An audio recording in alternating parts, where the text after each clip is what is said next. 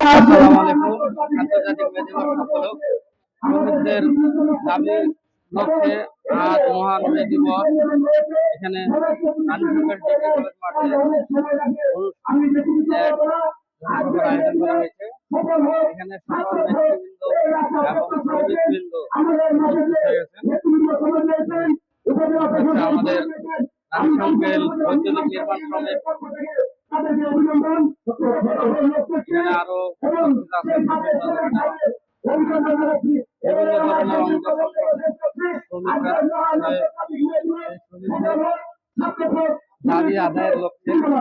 দাবি আদায়ের লক্ষ্যে আজ এই সমাবেশের আয়োজন করা হয়েছে। আসলে শ্রমিকরা কি চায়? শ্রমিকরা চায় তাদের ন্যায্য মূল্য, ভালো ব্যবহার, এর চেয়ে বেশি কিছু চায় না। আমরা ন্যায্য মূল্যের জন্য লড়াই করি, কাজ করে খাই। আমরা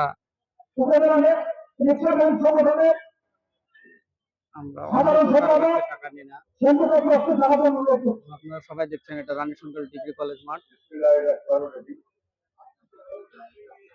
সকল প্রকার শ্রমিক ভাইয়েরা এখানে উপস্থিত আছেন।